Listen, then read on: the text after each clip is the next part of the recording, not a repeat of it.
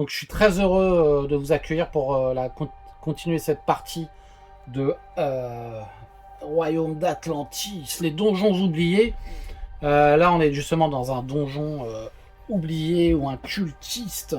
Donc en fait la progéniture du bourgmestre du village d'à côté s'est converti un culte maléfique qui a récupéré des pouvoirs et donc a généré une horde de monstres en tout genre, des Kandouks qui empoisonnent en fait la contrée. Donc nos héros ont commencé la visite du donjon. Voilà, donc rapidement en fait on peut voir là, voilà, on peut voir qu'ils sont arrivés par ici, la pièce d'entrée. Ils ont purifié cette pièce. Donc voilà, c'est la salle 14. Donc j'enlève. Ils ont purifié cette pièce et là ils viennent de découvrir. Donc ils avaient la possibilité d'aller ici. Il y a une porte. Et en fait ils ont découvert une salle secrète, ce qui est la salle secrète numéro 1. Voilà. Et donc ils ont décidé d'aller visiter un petit peu cette salle, voir s'il n'y avait pas un peu de pognon dans cette pièce, dans cette salle secrète. Donc ce que je vais faire, je vais regarder en termes de vidéo, en termes de zoom, là, voilà, on va peut-être agrandir un petit peu là, tac, tac. Voilà, je vais mettre, ici il y a une porte, donc je vais mettre comme ça. Voilà, je vais décaler un petit peu, c'est voilà, c'est un peu...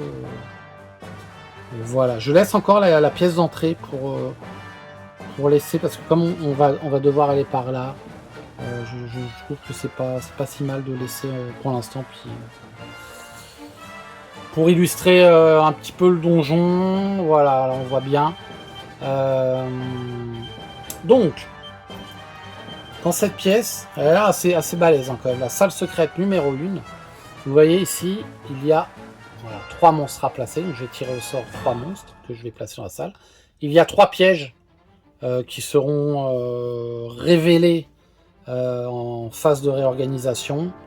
Et il y a un coffre qui se crochette selon une difficulté de 13. Et ce coffre donnera lieu à 3 pioches de 3 cartes trésors. Pardon. Donc, on va déjà tirer les monstres. Alors, les monstres. Alors, premier monstre, qu'est-ce que c'est? Guerrier. Attendez. Guerrier squelette. Voilà, guerrier squelette. Donc je vais le mettre ici. Tac, je vais faire comme ça. Voilà. Vers le bas. Ensuite, qu'est-ce que c'est? Une chauve-souris. Je ne vous explique pas la tête de la chauve-souris. Hein. Chauve-souris vampire, en sens. Voilà. Et dernier, qu'est-ce que c'est? Ah bah, hop, c'est l'erreur. Bon, remarquez, on peut le mettre. Hein. Ouais, bah tant pis. Allez, hop là. Allez, c'est le cultiste. Donc le cultiste apparaît quand il sera... j'espère qu'on va le tuer.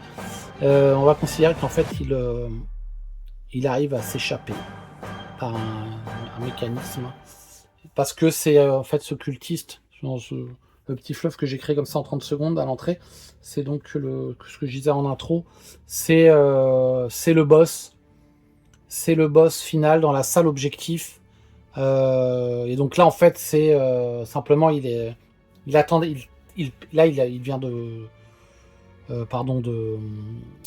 il a préparé un piège en fait au héros, et si ça tourne mal pour lui, eh bien il se sauvera d'une manière ou d'une autre. Voilà. Donc je garde la pièce, la salle secrète, je la laisse ici. Je tire au hasard 3 tas d'or. Voilà, hop, au hasard. Je ne sais pas ce qu'il y a. Je les mets là, ces jetons or. Voilà, hop, comme ça. Et puis, c'est tout. Voilà, c'est tout. Le coffre. Où il est le coffre? Ben, je suppose que le coffre c'est ça. C'est pas tellement... Ouais, il est pas super visible hein, le coffre. Hein. Bon, tant pis. Hein. Je vérifie. Eh non, gars. Donc je sais pas trop. On va dire que c'est ça le coffre. Je sais pas si c'est ça ou ça. Là, bon, pour le coup, c'est pas très bien fait. Mais bon, on va dire que c'est ça le coffre. Il y a un coffre ici. Il n'y a pas de jeton coffre, c'est dommage. Mais on va dire que c'est là. Ok, donc Donc vous voyez que c'est pas... Il y a du monde, mais il y a de l'or. Alors, en plus on sait qu'il y a des pièges pour après. Donc on va démarrer, hein. On va pas s'endormir comme ça. Donc, phase d'exploration, voilà, on a mis en place. Maintenant les héros vont... Donc les sorts des héros c'est bon. Il n'y a pas d'effet du tour précédent, donc tout va bien. Les héros vont aller dans la pièce et vont aller au combat. Alors je vais commencer donc par, j'ai le droit, hein, par le guerrier, hop. Le guerrier qui va, donc il a 5 ans de déplacement, donc il va un peu où il veut. Ah non, alors attendez, hop. Je vais chercher les cartes. Donc nous avons le cultiste ici, niveau 2. Nous avons un guerrier squelette et une chauve-souris. Donc voici la chauve-souris. Voilà. Et donc le guerrier squelette qui est ici. Voilà. Il faut que je vous présente un peu ces petits monstres. On va commencer par le guerrier squelette.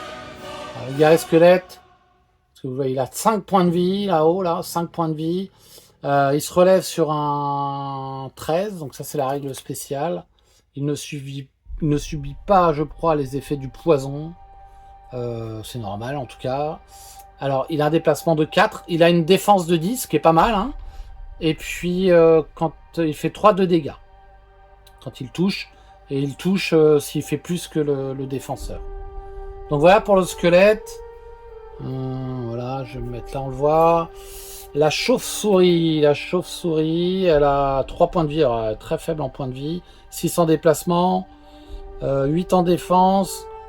Pareil que le squelette, c'est le si elle attaque et qu'elle fait plus que la défense du héros, bah, elle arrive à le toucher et elle fait 2 points de dégâts dans ce cas-là.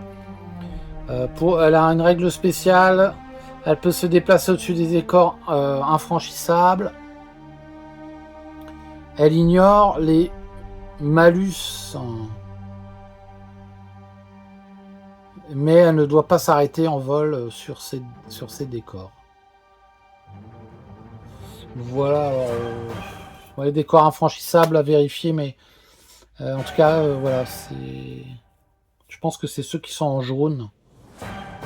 Je revérifierai, là je vais jouer comme ça. Bon, de toute façon, il n'y a pas de... Là on tombe bien, mais voilà, ça c'est sa règle, les décors infranchissables, elle peut passer dessus, mais elle n'a pas le droit de s'arrêter dessus. Et enfin, notre ami le cultiste, alors lui il est niveau 2, donc bon, ça, voilà, ça on voit ici, hein, c'est un monstre de niveau 2. Bon, ça se voit surtout au niveau des points de vie, il a 8, enfin, c'est beaucoup plus que les autres. Hein.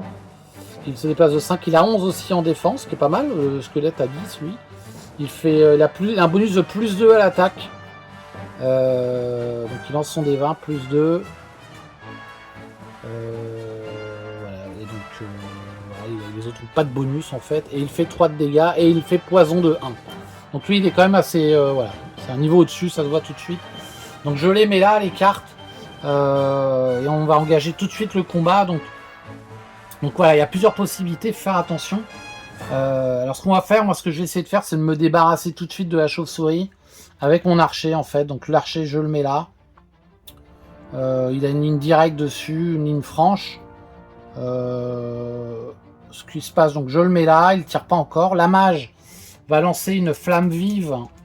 Non, une arme enflammée, pardon.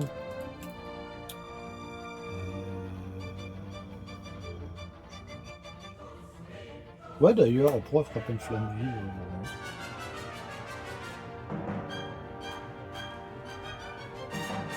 Bon, on va faire une arme enflammée.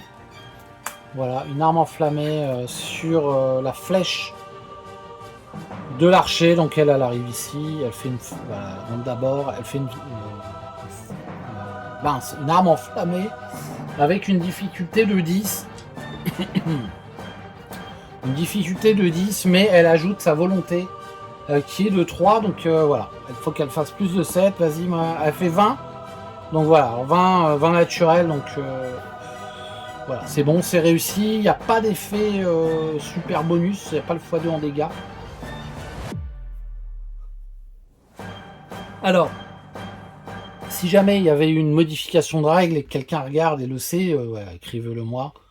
Dans les commentaires, franchement ça m'aiderait. Moi je Je pense, voilà, les petits ajouts comme ça, un truc, un petit bonus sur le 20 qui devrait être fait même pour le mage. Donc, en tout cas, quoi qu'il en soit, le sort est réussi. Donc, elle l'a engagé. L'archer a +2 sur sa flèche. Je fais tout de suite, donc la mage a joué, hein, elle a fait toutes ses actions. L'archer vise la chauve-souris. L'archer, il a +3 en précision de tir. Voilà, donc... et la chauve-souris, elle a 8 en défense. Allez, vas-y. Et il fait 1. Punaise, comme dirait l'autre, il fait 1. Ah bah vous voyez pas. Hop, je vais mettre ça là. Et voilà, donc il gâche le sort aussi de la magicienne, malheureusement. Et il fait un fumble et il ne touche pas du tout. Alors là, c'est pas bon. Pas bon du tout, mais tant pis, c'est comme ça. Punaise. Pourtant, voilà, donc combo raté. Ensuite, je vais faire jouer... Je vais faire jouer l'espionne. Elle va aller là au contact direct avec la chauve-souris. Et elle l'attaque avec son épée courte. Sans outre mesure. Elle fait 3. Punaise, ça fait 3 + 2, 5. Elle a pas de support, donc 5. Et elle a 8, donc elle rate. Là, c'est un loupé complet des héros. L'espionne a raté. Et donc, il nous reste le guerrier. Alors, qu'est-ce qu'il va faire le guerrier? De toute façon, il n'a pas vraiment le choix.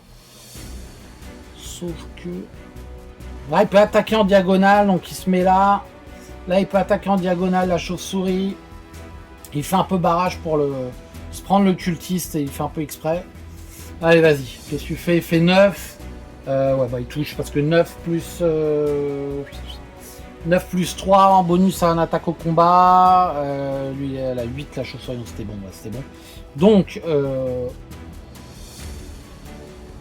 le guerrier, il fait 3 de dégâts avec sa hache. En plus, il avait un bonus sur l'armure de -1. Et donc, il fait 3. Et la chauve-souris, c'est vraiment faible. Hein. Elle avait 3. Donc, la chauve-souris se retrouve au sol morte, tel un pigeon écrasé.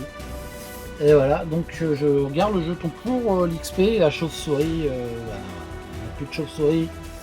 C'était Bigard qui serait content puisqu'il avait peur des chauves-souris. Souvenez-vous. Souvenez-vous avec le digicode. Bref, revenons à nos moutons. Donc là, tous les personnages ont joué, tous les héros ont joué.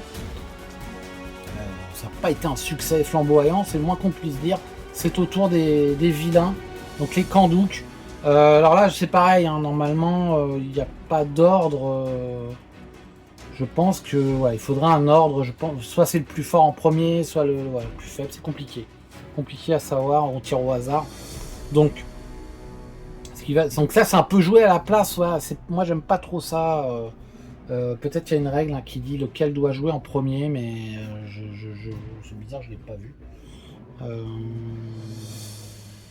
En tout cas, on va prendre, voilà, de toute façon, les règles par défaut, et ce qui va donner de toute façon pas tellement de choix hein, comme action, puisque ils attaquent le plus proche, donc lui attaque le guerrier, donc il se déplace et lui va attaquer l'espionne.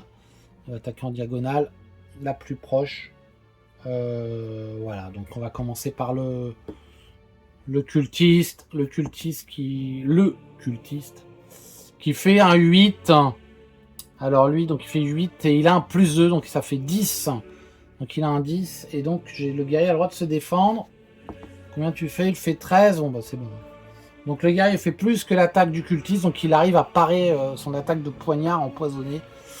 Avec sa hache légère, dans une étincelle de métal, il arrive à parer l'attaque.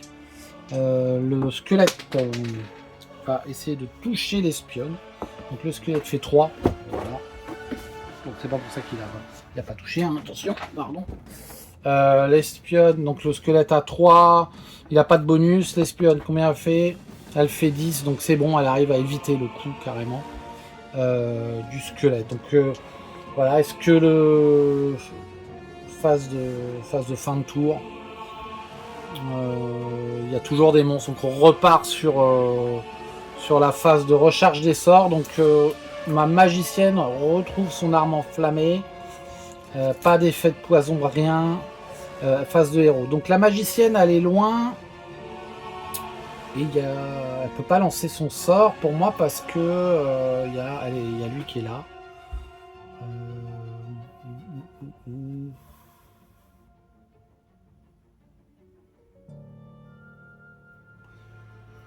La flamme vive, pour moi, c'est un peu comme une... En fait, pour moi, la flamme vive, c'est comme une attaque à distance. C'est pas un charme, quoi. Donc, je vais plutôt la jouer comme ça. Je vais vérifier les règles pour la prochaine partie. Je vais la jouer comme ça. Donc, elle peut pas jouer flamme vive. Elle va donc, encore une fois, jouer arme enflammée. Voilà, j'incline la carte. Elle lance son dé pour essayer de faire plus de 10. Elle fait 10 plus son bonus de volonté, donc 13. Donc, c'est à l'aise. Et donc elle va, elle lance son sort sur la hache, ici, la hache du guerrier bien sûr. Et le guerrier lui va attaquer le cultiste. Et il fait un 17, donc le 17, en sachant que le cultiste a une défense de 11 et que lui il avait une attaque, ça faisait 20, mais pas naturel, donc c'est 17, c'est bon. Alors il fait 3 de dégâts. Il fait 3 de dégâts, plus le feu de l'arme enflammée qui est de 2, donc ça fait 5. Et on voit que le cultiste a 8, donc il lui reste que 3 points de vie. Alors là, c'est excellente action du guerrier, nickel. Le cultiste est tout étonné de se prendre un gros coup de hache in the face, but this is the way of life. Comme dirait d'ailleurs Strait, c'est nickel. Alors après ça, donc la mage, elle a pas bougé, mais elle a lancé son sort. Le guerrier n'a pas bougé, mais il a fait son attaque. Donc on va, voilà, notre ami l'archer se met là et il décoche une flèche pour viser le squelette. Et il fait un 20 naturel. Ah, vous voyez là, ouais, 20 naturel, excellent. Ça c'est bon, ça. C'est bon, mon gars. Donc il fait x2 de dégâts. Il fait x2 de dégâts, il touche évidemment, là, 20. Il touche. Et donc il fait 4. Il fait pas 5, punaise. Bon, bah il fait 4. C'est pas extraordinaire quand même. Et donc, comme il fait 4, que le squelette a 5, il lui reste 1 point de vie. Donc ça, c'est quand même une belle attaque de l'archer, nickel. Et donc, il nous reste l'espionne. L'espionne qui ne bouge pas non plus. Alors, l'espionne, elle a le choix. Soit elle attaque le cultiste, soit elle attaque le squelette. Elle a fait 3 de dégâts avec son épée courte. Donc, elle va attaquer le cultiste. Elle se dit finalement, le cultiste c'est 11, l'autre c'est 10.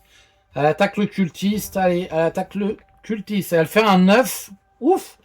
Et c'est 11 qu'elle doit faire. Et elle a un bonus de plus 2, donc plus 1 naturel, plus 1 épée courte. Elle a un bonus de plus 2 en combat corps à corps. Donc elle arrive à 11, et comme c'est supérieur ou égal, elle touche. Et donc elle fait 3 de dégâts, ce qui tue le cultiste. Voilà, ça tue le cultiste, puisqu'il lui reste que 3. Voilà, donc ça c'est une affaire qui tourne. Les héros sont quand même bien rattrapés là, ils n'ont pas pris un seul coup et ils arrivent à nettoyer quand même pas mal. Ils ont tué le cultiste. Alors le cultiste, je le mets là en XP parce qu'il est en vaincu, mais en fait il disparaît dans une brume vaporeuse en disant ah, vous croyez que c'est fini? Ben non, c'est pas fini, on se reverra. Voilà, ça c'était pour le fluff incroyable. Et donc là maintenant c'est le tour des Kandouks et nous avons le guerrier squelette qui va attaquer le plus proche, donc il attaque l'espionne tout simplement. Donc il lance son dé rouge. Et il fait 5. Ouais, il a quand même un peu de chance au dé là, hein, malgré le début. Et elle fait 6. Et lui, il n'a pas de bonus. Et elle a un bonus de toute façon en armure.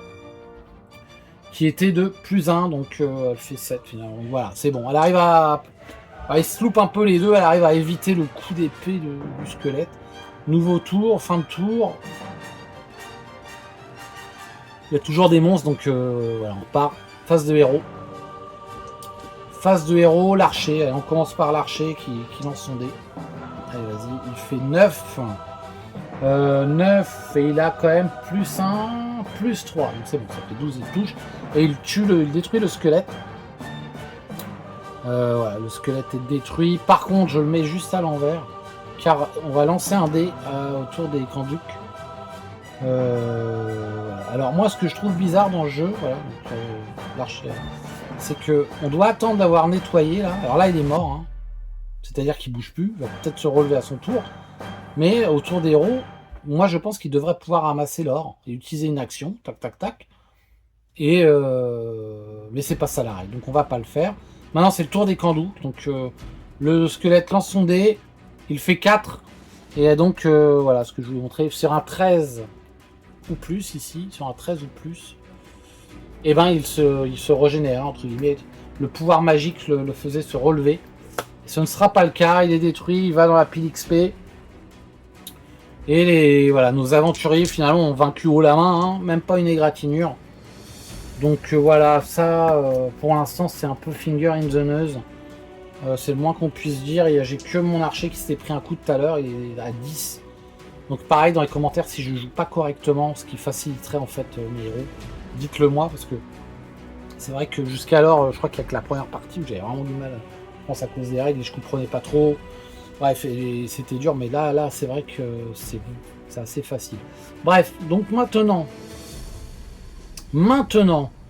que la salle est débarrassée des monstres, on passe sur la phase de comment ça s'appelle, de réorganisation.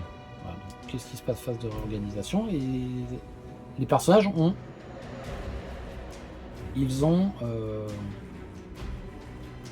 une action. Mais ils ont une action, mais ce qui se passe, c'est que la règle dit aussi la phase de réorganisation applique immédiatement les pièges. Donc il y a 3 pièges. Donc voilà. Donc la règle, donc il y a 3 pièges. Je vais aller tirer 3 cartes trésor. Et dès qu'il y a un piège, eh ben je m'arrête. Et on applique évidemment l'effet du piège. Alors attends, on voit pas, voilà, ici, on voit. Donc première carte, c'est une carte, une potion de soin, donc elle est défaussée. Elle est défaussée, la potion de soin. Ensuite, nous avons, voilà, un piège. Voilà, c'est un saut de verrouillage. Alors déclencheur valable uniquement pour les coffres. Bah voilà, ça tombe bien ou mal, il y a un coffre. Le coffre devient inviolable et durée immédiate. Bon. Donc voilà, on s'arrête là, on a trouvé un piège, donc on n'a pas besoin de poursuivre d'aller chercher un deuxième piège. Ouais, ça c'est la règle des pièges. Un nombre de cartes à tirer, on s'arrête sur le premier piège, on applique l'effet. Si c'est pas ça, bah, dites-le moi aussi, mais je pense que enfin, moi j'ai compris ça. Voilà, donc je remets. Alors, je sais plus on était plutôt comme ça. Voilà. Donc maintenant, nous avons un piège. Nous avons un coffre. Alors, j'aurais le matos 3D sera quand même mieux. Hein. Donc, il a une difficulté de 13. Et donc, je vais essayer de. J'assigne quelqu'un pour résoudre de toute façon ce piège. Quoi qu'il en soit derrière. Donc, pour ça, il faut faire un test à 13 avec un bonus de comment s'appelle général. De compétence générale. Donc j'ai la mage qui a plus 2 et l'espionne qui a plus 2. Donc je vais choisir plutôt la magicienne et l'espionne essaiera d'aller s'occuper du coffre. Voilà, donc si elle peut. Donc voilà, magicienne, vas-y. Et elle fait 18. Ouh là là, je ne respirais plus. Elle fait 18 la magicienne. Donc elle réussit haut la main à désamorcer ce piège.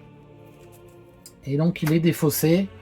Alors ça c'est bien, donc la magicienne a désamorcé le piège. L'espionne va ici sur le coffre. Hein. Donc le coffre a une difficulté de 13. Voilà. C'est marqué sur la carte ici. 13. 13 ou de plus, elle arrive à ouvrir le coffre. Alors, vas-y l'espionne. Allez, combien tu fais? Tu fais 18 aussi, et ça roulait. Hein. 18 aussi.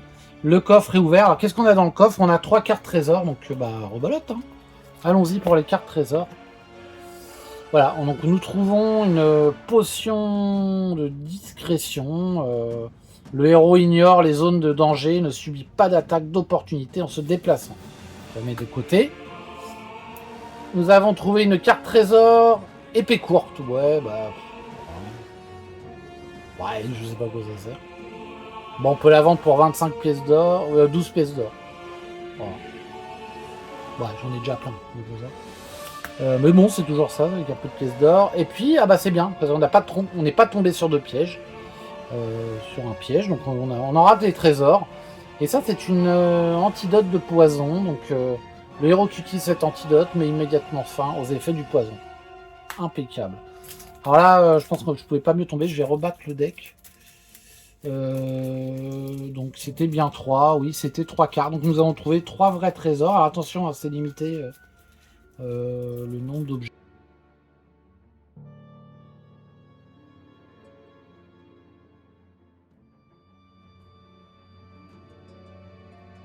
Dit aussi que c'est un nain qui est alloué à la tâche de prendre je sais pas si on voit là. Donc là j'ai 3 pièces d'or là. Voilà, 3 pièces d'or, ici 2. Et ici 1. Voilà, 1, 2, 3. Voilà. 1, 2, 3, 5. On a déjà 11 pièces d'or. Pas mal, hein. Donc moi je considère. Moi ça me paraît. Voilà, pourquoi pas, hein, pourquoi pas, mais. Là je vais dire que chacun a été chercher son tas d'or. Après le mettre. Un trésor en commun, effectivement. Donc voilà, pour la salle secrète numéro 1, c'est fini, c'est joué. Donc là, ce qu'on peut considérer, le jeu en fait permet des raccourcis. Hein. On va pas aller lancer des dés pour bouger, enfin voilà, un peu comme dans HeroQuest. Donc en fait, ils se mettent là, ici, pour la phase d'exploration qui va suivre. Voilà, on recharge de sorts, tac tac. Mais voilà, la phase d'exploration qui va suivre. Pour la continuer à explorer le donjon. Donc j'enlève cette tuile de salle secrète. Ce que je fais. J'enlève la tuile de départ aussi pour gagner un peu de place. Et voilà, je vais mettre comme ça. Je pense qu'on voit. Ici, je vais mettre... voilà. Et comme ça, je pense que c'est pas mal. On va laisser un peu de place ici. Là, je pense qu'on va voir la piste de dés. C'est nickel. Et on va les tirer au hasard. Voilà, voir quelle est donc la pièce qui va être là. Et donc c'est la salle de donjon numéro 7. Donc je vous la présente. Alors cette salle de donjon numéro 7, c'est une grande salle. Ouais, c'est une grande salle. Hein. C'est une grande salle. Il y a 4 monstres. Oh, il y a 4 monstres. Alors là, ça va être du sérieux. Il y a un piège, un coffre avec 9 de difficulté pour le crocheter qui donne un trésor. Bon, ça c'est pas le... C'est pas ce qu'il y a de mieux, mais par contre, on a 4 monstres. Donc c'est la pièce de donjon numéro 7. Alors, c'est une grande tuile, je vais regarder là, ça va être une des deux. 10, 11, ben non. Ah bah, il est encore plus grand. Il est encore plus grand. Où es-tu, ma chérie baby 7? Je pense que c'est toi. Voilà, la 7, elle est là. Voilà, 7. Ouais, hein, c'est pas mal, hein, ces tuiles, hein, moi je dis, hein, quand même. C'est pas des trucs de rigolo, hein. Ça ressort quand même pas mal. Voilà, donc je vais la positionner tout simplement comme ça.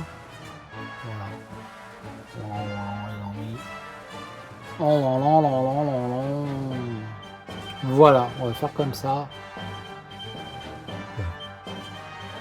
C'est un peu, on va dire que c'est un petit peu le chemin naturel, puisque voilà, les monstres ont la tête comme ça, voilà, le couloir va comme ça. Je dirais que c'est un petit peu le chemin, l'alignement naturel. Je mets la carte donjon là, on la voit pas trop. Je vais la mettre ici, on la voit. Donc on commence à avoir une petite pile de monstres aussi. On a tué 4 pour l'instant. Donc ce qu'on va faire, on va placer les 4 monstres. On va commencer par celui-ci le plus près, celui-là et celui-là. On va faire comme ça. Donc ma besace à monstre niveau 1. Qu'est-ce qu'on va tirer niveau 1. Hop, une araignée.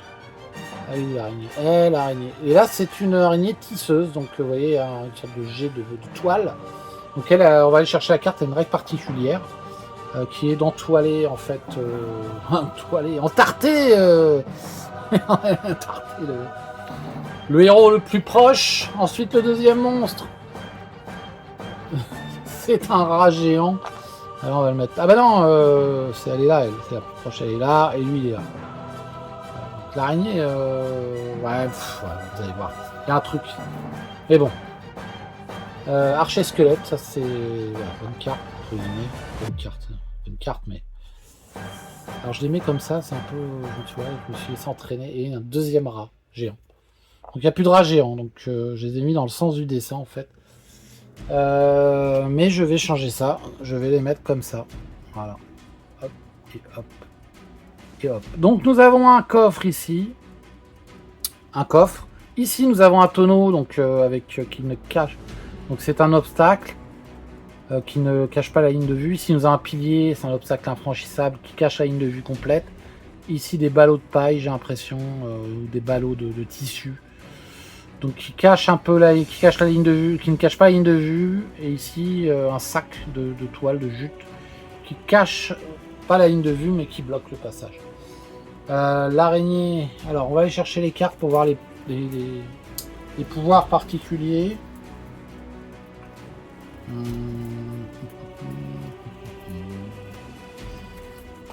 Ouais.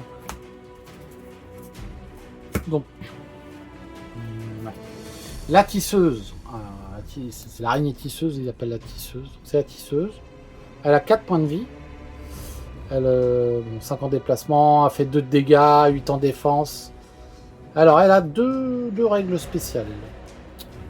Donc, elle peut se déplacer sur les décors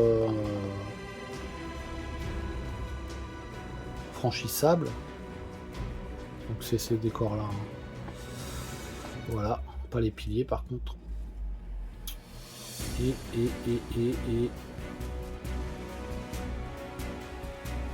elle ne peut pas s'arrêter dessus.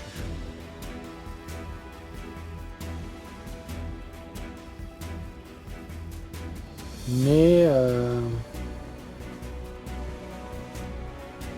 il y a un truc qui cloche là. En fait, il y a une règle. Ah oui. Alors ça, c'est les règles spéciales qui sont écrites, pardon. Et puis alors, elle fait poison 1. Et puis elle fait entoilement, là, entoilage, entartage de 3. Voilà. Donc en fait, il y a 4 règles spéciales. Voilà, c'est un peu particulier l'entoile. Donc j'irai chercher, hein, si elle doit l'utiliser, j'irai chercher la règle. Le rat géant, donc on est servi, il y en a 2, 3 points de vie aussi. Il peut se déplacer sur les décors franchissables. Et il ignore les malus. Mais par contre, il n'a pas le droit de s'arrêter dessus. Exactement comme l'araignée. Donc voilà, est-ce qu'on les voit? On les voit. Et enfin, le guerrier, le squelette archer. Donc le squelette archer qu'on a déjà rencontré. Hein. Voilà, qui lui, il se déplace vers le couvert le plus proche dès qu'il pourra. Donc là, on voit qu'effectivement, il n'est pas à couvert. Il n'est pas couvert, donc il cherchera à se mettre à couvert et à tirer. Voilà, ça c'est pour la mise en place. Donc ensuite, je prends 4D. À mon avis, ça va dégager vite fait les rats. Hein. Donc, bon. L'araignée qui a 2 capacités spéciales avec le poison notamment, semble être un peu la... On va essayer de l'éliminer. En plus, elle a combien? Elle a 4 points de vie. Donc, ce qu'on va faire, voilà. Le guerrier, il fait 1, 2, 3, 4. Il arrive là. Et lui, il utilise son habileté frappe puissante. Alors, je vais vérifier un point de règle aussi parce que j'ai des doutes. Tout le temps, j'ai des doutes.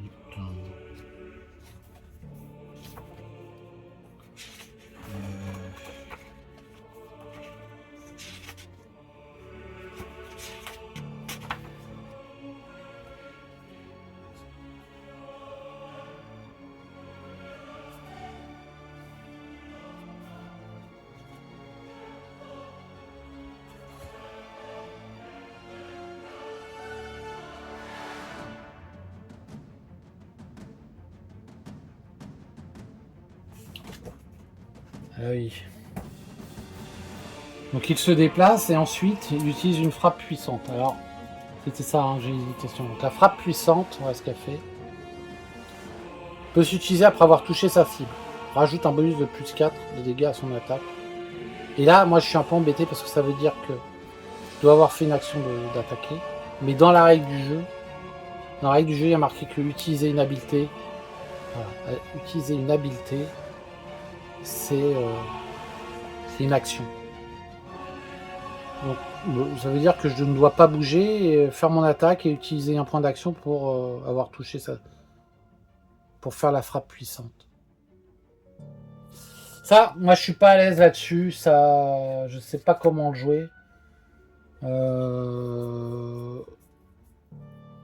Moi je pense qu'il faut, ouais, effectivement, il faut un point d'action. Donc je vais pas la jouer. Ce que je vais faire, il va attaquer tout simplement. Il va attaquer. Et s'il faut, il fera la frappe puissante après. Donc il lance son dé. Il fait 1, donc de toute façon il rate. Voilà, donc c'est c'est bon. Il a joué, il a déplacé, puis il a attaqué. Ensuite, nous avons la magicienne. Ou l'archer. Donc l'archer, il va faire...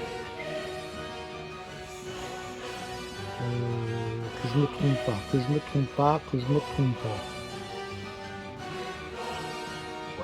géant, ils sont 3, voilà, 4. Donc, elle a 4 la tisseuse. Donc, ce qu'on va faire, c'est que elle vient ici. Donc, elle est là. Elle vient là. Elle vient ici. Elle vient ici. Lui, il se met là. Donc, il sera attaqué par le rat. Mais ouais, il a un couvert. Il n'a pas une visée franche, lui. Donc, il a un petit couvert. La magicienne, elle va faire un sort d'arme enflammée. Elle lance son dé. Elle fait 7. Plus 3, 10. Ah. Alors, est-ce qu'elle a réussi ou pas? Je vais vous le dire tout de suite. Jetez un sort. Nanana. C'est visible.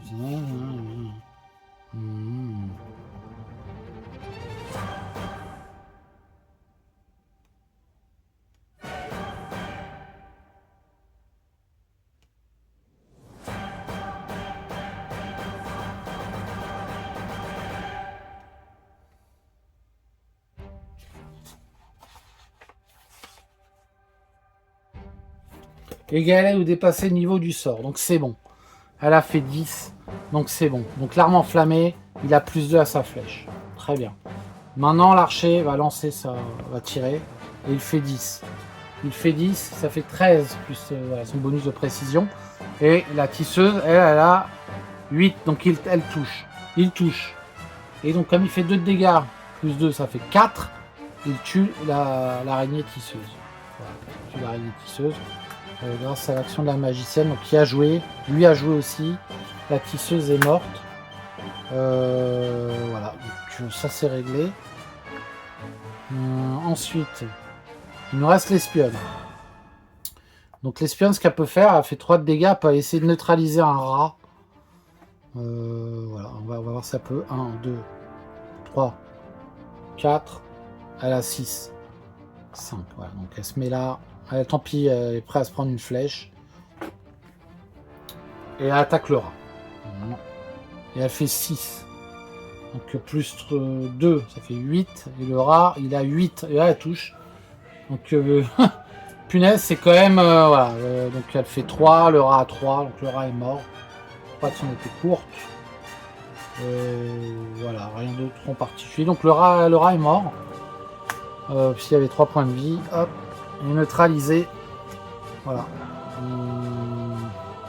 Et c'est la fin du tour des héros. On va passer au tour des Kandouks. Donc première chose qu'il fait lui, c'est qu'il essaye de se mettre à couvert pour tirer et de tirer. Le truc c'est que là il peut pas se mettre à couvert. Il y a le rat. Il pourrait être un peu à couvert là-bas, mais il y a le rat. Donc le rat va jouer en premier. Le rat, pardon, le donjon tremble. Le rat, il a 5 en déplacement. Donc il fait 1. Le plus près, 2, 3, 4. 2, 3, 4. Le plus faible, c'est lui, puisqu'il a 10. Ah, plus faible encore lui. Donc le rat se met là, même s'il y a un danger, tant pis. Alors, le rat se met là et il attaque. Il attaque l'archer. Il fait 8. Alors, il fait 8, l'archer va se défendre. Il fait 17, donc c'est bon, l'archer se défend à l'aise.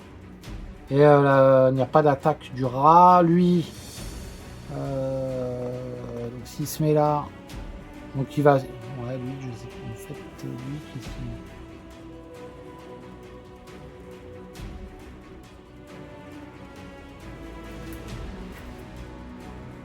Il tire après s'être mis à couvert. Il va se mettre à couvert. Donc là, il va tirer sur le guerrier, puisqu'il a une visée franche. Je pense que c'est le plus simple, il le voit, il tire. Voilà. Et il fait 4. Le guerrier va essayer de se protéger, il fait 2. Putain, le guerrier il fait 2, mais il fait pas 1. Donc 2 plus 2 en défense, donc ça fait 4. Le rat, il a 4. Donc c'est 4, 4. Et je vais vérifier le point de règle. Il me semble que le méchant, lui, doit faire supérieur. On va vérifier ça tout de suite.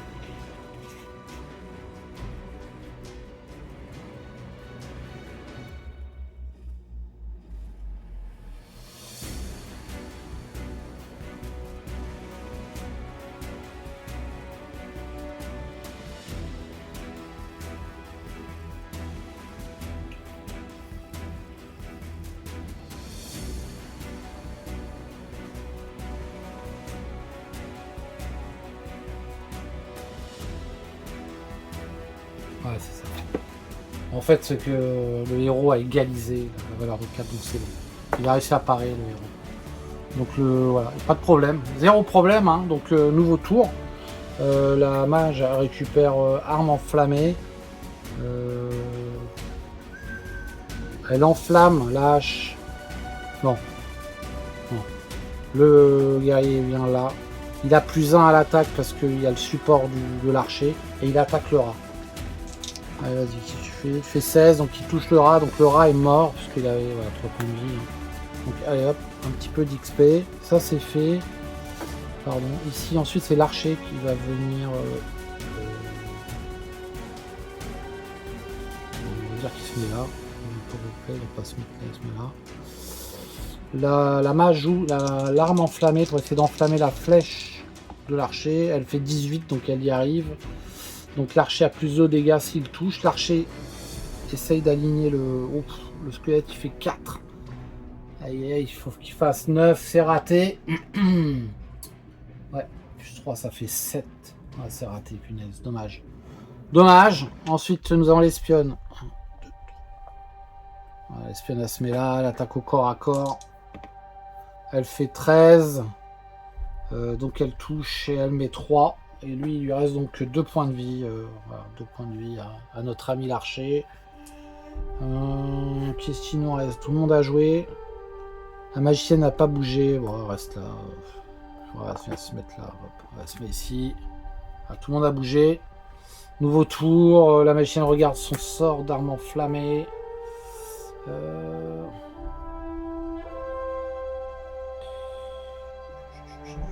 Allez, je vais tenter un truc.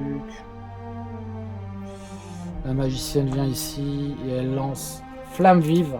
On va tenter le jeu, on va jouer la flamme vive. Donc le sort réussit sur une difficulté de 11 pardon. Déjà elle va lancer son dé. Si elle fait 11, elle fait 13, donc c'est bon, elle réussit. La cible reçoit 2 dégâts si elle n'arrive pas à se défendre sur un résultat de 12+. Ouais, c'est pas extra. Donc le guerrier squelette, l'archer, il rate. Il fait 8, donc il rate. Donc il se prend 2 dégâts. Donc il se retrouve détruit en fait. Il se retrouve détruit. Donc maintenant, qu'est-ce qui se passe? Voilà, je remonte sur cette capacité là. 13+, il lance un D20. Donc là en fait il y a fin du tour des héros. C'est là où c'est bizarre, mais bon. Fin du tour des héros. Kandouk il va lancer son D20 et on va voir s'il fait plus de 13. Il fait 5. Donc il est définitivement détruit. J'ai pas mal de chance, hein, franchement, sur ces relances de squelette. Et il est détruit. Voilà. Donc voilà, ça a été assez vite. Hein. Ça a été assez vite. Flamme vive a marché. Le magicien a détruit avec sa flamme vive, a détruit le squelette. Ça c'est très bien. Donc là en fait il y a une porte ici, une porte ici. Voilà, 2 portes. Ça ne change pas grand chose, mais on va aller prendre cette porte ici. Non, pardon, phase de réorganisation, excusez-moi. Phase de réorganisation, un piège. Je vais chercher le deck trésor là. Hop. Voilà. Donc je tire la carte. Carte trésor, il n'y a rien ici. Elle est pas mal. Effet règle spéciale, le héros récupère que dalle. Voilà, petit humour du concepteur, merci Magelf. Enfin, en tout cas, il n'y a pas de piège, hein, on va dire ça déjà, c'est pas mal. Voilà, donc il n'y a pas de piège. Ensuite, nous avons un coffre. Ici, avec 9 et plus. Donc ça, c'est plutôt... Ça va être l'espionne qui est là. Qui a plus de chances que lui. Donc elle va lancer son D20. C'est de le crocheter, elle y arrive. Et donc dedans, nous avons une seule carte trésor. Donc voilà, je la tire. Et c'est une potion de poison. Putain, c'est écrit... voilà, une potion de poison. Je vais vous dire ce que c'est. Potion de poison. Alors la potion de poison. Le héros qui jette cette potion vers un ennemi situé à 2 cases de distance ou moins est empoisonné. Il perd 2 points de vie. L'effet durant ce tour. Ouais, c'est pas... Ouais, non, elle est trop petite l'écriture là, franchement, pour les vieux comme moi, c'est trop dur. Bon, voilà ce qu'on lit, hein. Le héros qui jette... qui jette cette... Ah, en fait, là je pense qu'il y a un problème de relecture parce que le héros qui jette cette... pardon, c'est moi. Le héros qui jette cette potion sur un ennemi situé à 2 cases de distance ou moins est empoisonné. Donc en fait, c'est pas ça la phrase, c'est le héros va jeter... Si le héros jette sur un ennemi à 2 cases ou moins la potion de poison, cet ennemi est empoisonné. Il perd alors 2 points de vie. Bon, et l'effet dure un tour, avec poison 1. Voilà. Bon, c'est ça, c'est pas grave, on comprend tout de suite le sens de la carte. Mais, voilà, on comprend le sens de la carte, c'est plus important. Donc voilà, on voit une potion de poison, ouais, j'aime pas trop ça. Mais c'est un truc d'espion, j'adonne à l'espionne. Voilà. Et donc nous avons fini cette salle, ça a été plus vite que la première, hein, franchement, voilà. J'enlève le deck de trésors. Je vais enlever cette tuile ici, ouais. Donc elle a été jouée, donc c'est pas à peine que... je vais la mettre là. Celle-ci aussi. Je décale ça. Ouais, je décale, je pense que c'est quand même... Ouais, on va faire un peu... je crois qu'il était là. Voilà, on était comme ça. Je crois que j'ai rien oublié, hein, nouveau tour, donc phase d'exploration, mise à glutine ici, entre guillemets. Voilà, ils vont explorer une nouvelle eau Toulouse. Voilà, comme ça. Et donc, on va tirer la tuile ensemble. Et donc, c'est la salle de donjon numéro 5. Mambo number 5. Il y a donc 3 monstres et 3 pièges, vous voyez. Maintenant, on commence à maîtriser l'iconographie. Voilà, donc je vais laisser la carte ici. On la voit pas du tout. Attendez, je vais faire ça. Je pense que je suis parti un peu loin. Voilà. Je vais mettre la carte ici pour pas oublier les pièges à la phase de réorganisation.